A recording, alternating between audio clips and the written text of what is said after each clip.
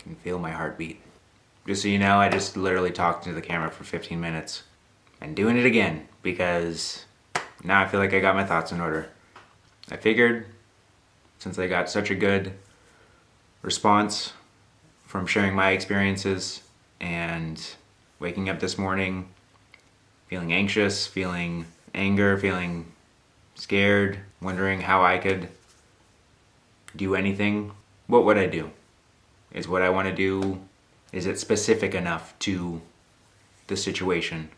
I mean, I can't control that. You're going to interpret this whatever way you do. That's the scary part about social media. I can just try to package the message the best I can, but you can take it any way you want.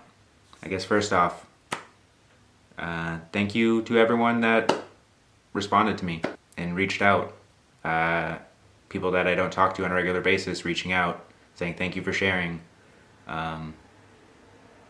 making me feel like I do have a voice, which is good. It's good to feel like you have a voice and a platform to speak on something. I definitely haven't experienced anything too extreme, but a lot of little things, a lot of things that I guess looking outside of myself, some people may not have to experience.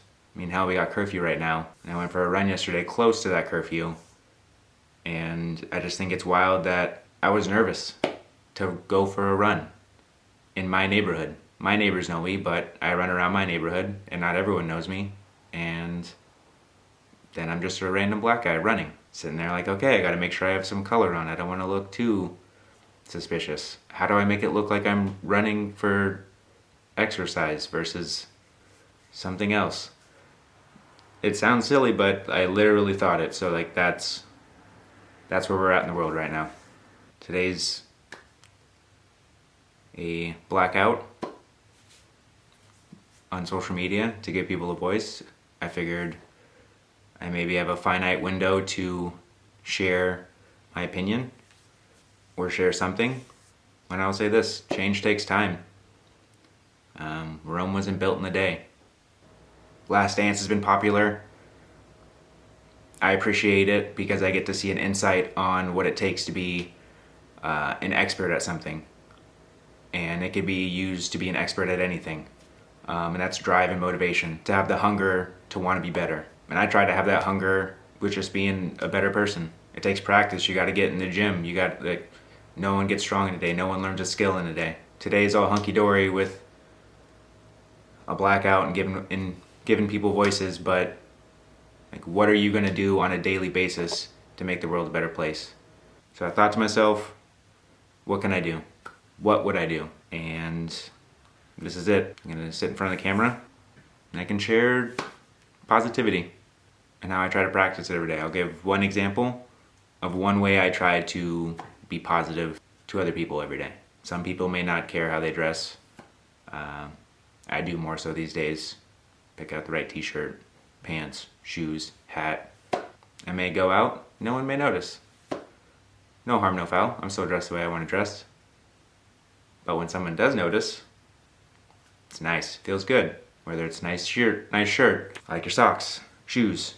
Take that in, I notice it. I notice how that makes me feel. So in turn, I know that's gonna make other people feel good if I do the same thing. It's that simple. Micro interactions. That could change someone's day. I don't know.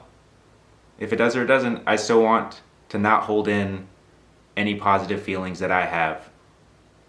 I'm inspired by a quote from a Kanye West song, Roses, where he talks about everyone gets, no one gets flowers while they can still smell them. And that resonated with me because it's true. And I find myself doing it. And nowadays I get mad at myself. Why am I holding in a positive thought? Why am I holding in a positive feeling towards someone else? I don't know what other people may be going through in their day. Maybe that one positive comment can have an impact, change their day. It's done it to me, so maybe it could do it to somebody else. It's that easy to take a second, appreciate what's around you, and appreciate someone else for the littlest thing. And when you get better at practicing those little things, then it becomes easy. I try to self-reflect and think, why is it so easy to be negative to someone, but I will bite my tongue when I have a positive thought about them. I practice trying to not filter my positive thoughts and feelings, because positivity is contagious. People want to be around positive people. And it's not to say that I'm not negative. You know, I get down, I get angry, upset. I guess what I want to say is it doesn't end today, doesn't end tomorrow. The way we change things is a continuous action, big or small. You can find the big ones, but you can create the small ones. Giving people compliments. Telling people you love them. I want to freely think something positive and say it. And I challenge you to do that. I mean, it's that easy to be a positive influence on someone. On your day-to-day. Wave at someone you don't know. Smile. Bring the community back to what it used to be, where people knew each other. Neighborhoods knew each other. It's so easy to be negative and guarded and jaded towards people these days. And even myself. But I sit there and I think, why am I feeling this way? At the end of the day, we're all human. If aliens come to visit us, we're all human. We're all from Earth. They're going to judge us as one. So, I think the same way. We're all human. We're all different. That's what makes it beautiful. I guess if you made it this far, thank you for taking the time to listen. If this didn't apply to you at all, sorry for wasting your time. If this had any effect, I don't want to say you're welcome. Thanks for listening. I appreciate it. Friends, family, people I don't know. All you need is love. Love is all you need.